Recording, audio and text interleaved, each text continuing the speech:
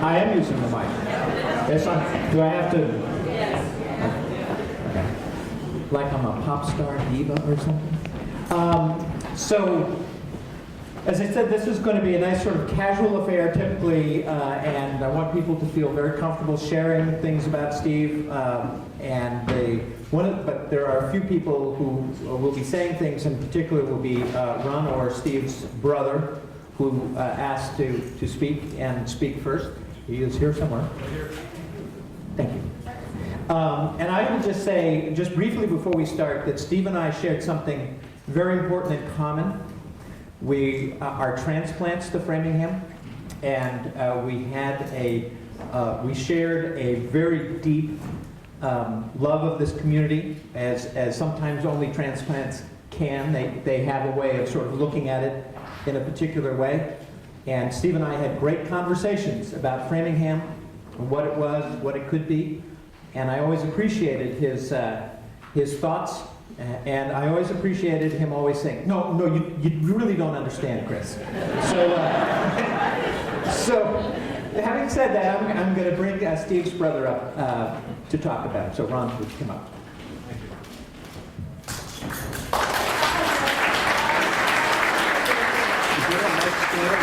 No, you're just going to have to go to them. All right. Do you want me to hold? No, that's fine.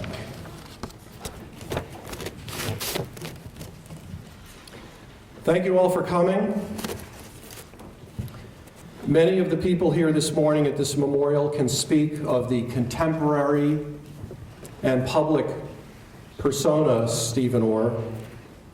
His activities were varied and included such esoteric groups as the Python programmers, CONCOM, Framboards, PMC, the Chow and gun clubs, just to name a few. Perhaps some among us from this group later will speak of Stephen, but as his brother and lifelong companion, I offer some insight into his childhood, his adolescence, and his private side. My very first recollection of my brother Stephen was during the early 1960s when he attempted to drown me in the shallows at Walden Pond in Concord. I was 4 years old and he was 6, and I remember our mother scolding him for holding my head underwater.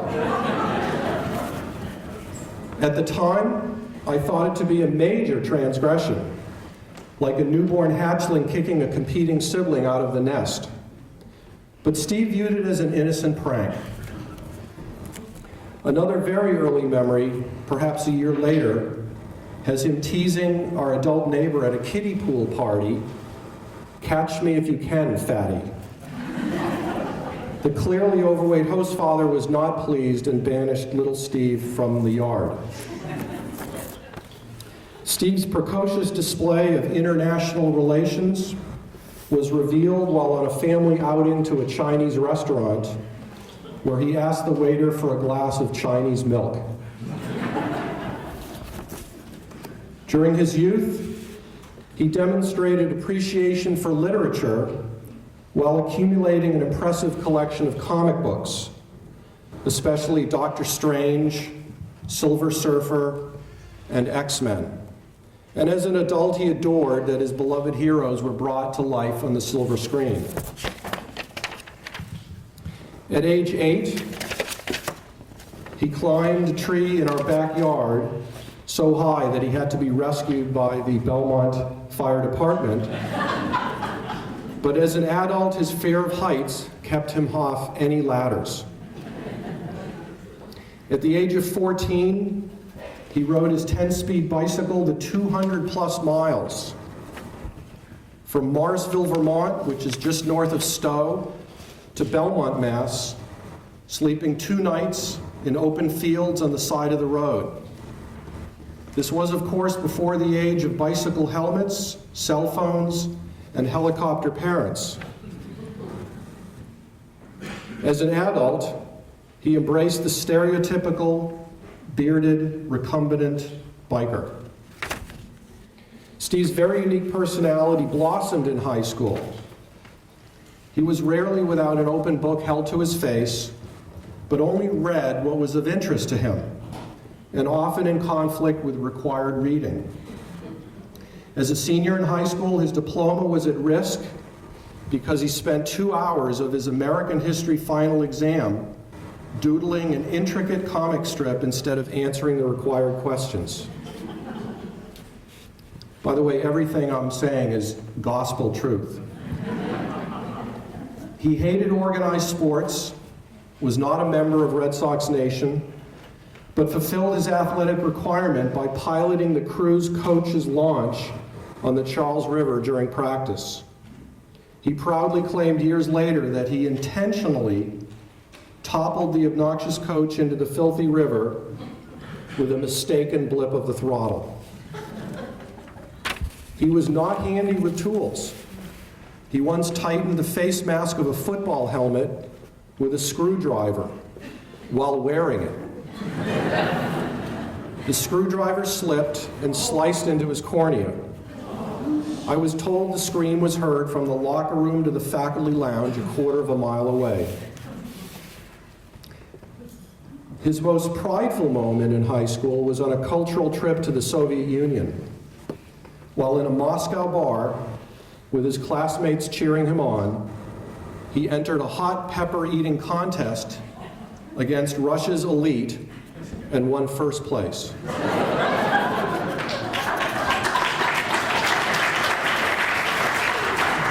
And until his last days, he would ask the waiter at the local Indian restaurant to bring his dishes extra, extra, extra spicy. Indian hot. Indian hot. Steve graduated from high school in 1972, and even with enviable SAT scores, he was one of very few from the Brown and Nichols School that delayed his college entrance. He spent the gap year working in a camera store in Harvard Square and lived a bohemian life in the slums of Allston with an Afro-American roommate, no less, which my father got a big kick out of. For someone that initially shunned higher education, he through Northeastern University as a math major in under 4 years, and later obtained a master's degree in computer science from BU. In 1975, he visited me for a long weekend while I was in college, driving the 450 miles to the District of Columbia from Boston on his 900cc motorcycle. His seductive charm was apparent even then, as he spent 2 out of 3 nights with a co-ed that he had just met in the student union cafeteria. Hey now. This feat of casual coupling cemented his legendary status with my male roommates, but you have to remember it was the liberated 70s. His academic migration into the budding field of computer science was well suited for his intellect and temperament. Unlike Al Gore, he didn't invent the internet, but he was certainly a very early adopter. Decades ago, he told me about the potential of the internet long before most of us even had a home computer. Steve was unique. Anyone that met him quickly came to that conclusion, but he was unique in a very good way. He was what I might describe as a humanistic libertarian.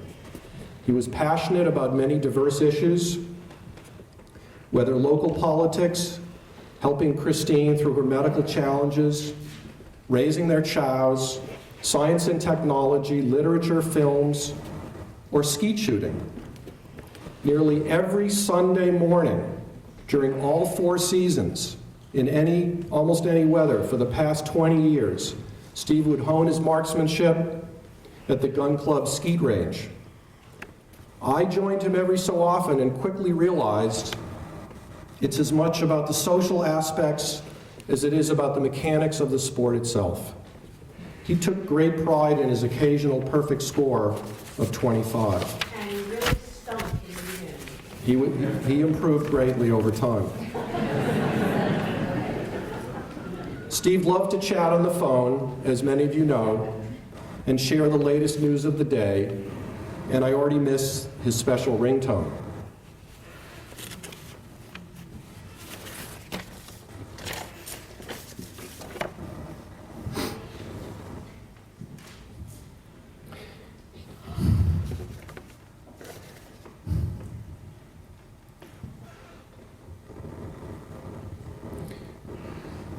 He was a big procrastinator. If the task didn't interest him, he could always find an excuse to delay it until another day.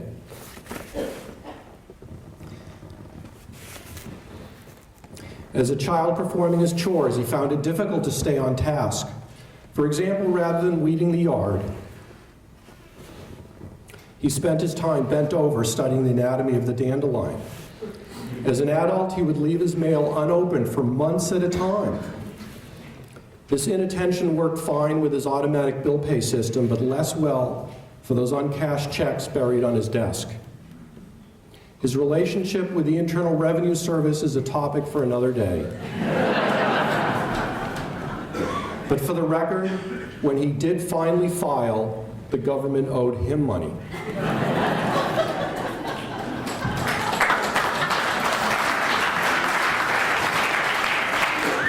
Steve enjoyed sailing, but the concept of a perfect day in the water was to steer the boat for 15 minutes, yawn loudly, and then seek out a berth for a 2-hour nap. He would then emerge on deck, thoughtfully scan the horizon, and exclaim, "I love sailing." With his mastery of the Loran, he was invaluable at the nav station. He also loved to shock his friends by casually hanging onto the swim ladder without his bathing suit. Especially if there was a female that we didn't really know that was with us, he would throw his wet trunks in her face. And He it had wasn't sexual, it was just shocking. He had a very well-developed sense of humor and thoroughly enjoyed life's pageantry. His early email broadcasts, some of you may remember Man Bites Dog, focused on mankind's absurdities.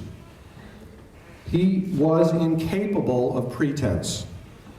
He cared more about a wonderful, unique dining experience, often a Brazilian diner, than about ambiance and stuffy surroundings. Seeing him in a shirt and tie was always a jarring experience. His beard evidently defined him in some way, but you have to understand he began to shave in the 7th grade. Even as an adult, our mother would attempt to bribe him to trim it, but he usually held firm.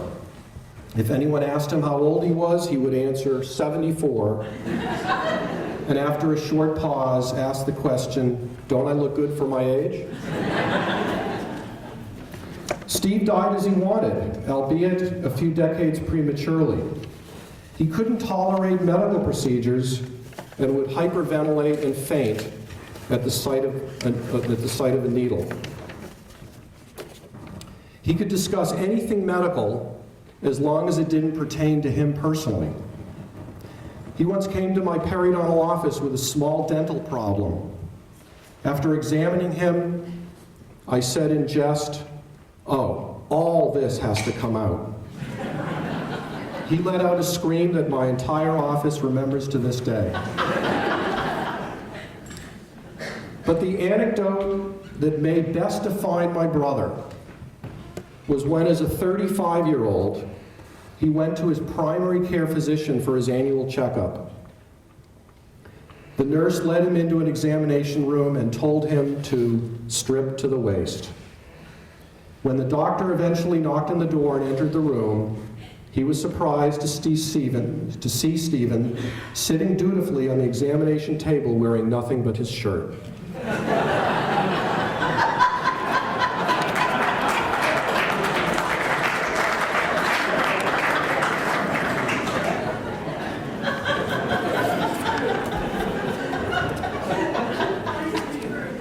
Steve, we will miss you. And one more thing, Steve hated peas. So enjoy your next pint of Guinness in his honor. I thank you very much.